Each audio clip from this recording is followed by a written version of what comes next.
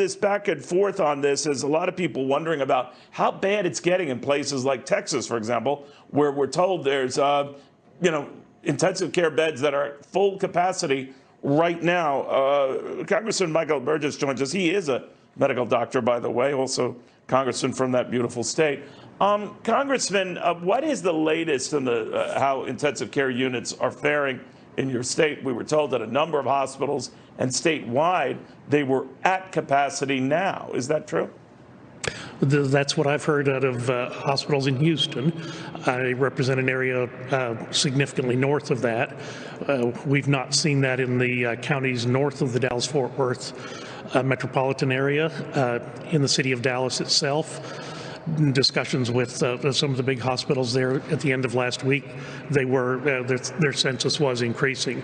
But I think one of the things that has struck me about what is going on now is the increase in community spread of the illness. It's not congregate settings, the areas where we all thought about the people who were at risk before, a more diffuse distribution throughout the population. And as Mr. Harrigan pointed out, it's a younger demographic.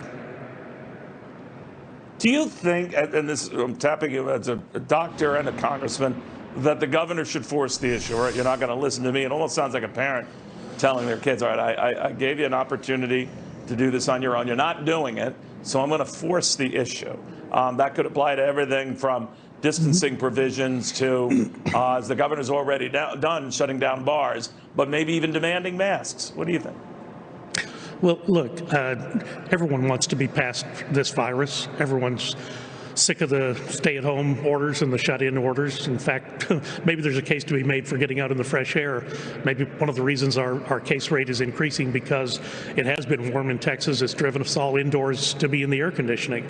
Bear in mind that as things were starting to open up at the beginning of May, you didn't see the increased cases until 6 weeks later. You would have thought it would have occurred at 2 weeks if the normal biologic behavior of this virus. So I don't think anyone has all the answers here. And Neil, you know this, every one of us has been humbled by this virus when we make a prediction or a statement that seems to be ironclad or set in stone. The virus proves us wrong. So I tend to stay away from those types of proclamations. Yeah, and you have the expertise to stay away if you want, because you can read it from a doctor's perspective as well. Sir, thank you very, very much. Very good talking to you. On the left-hand side of your screen,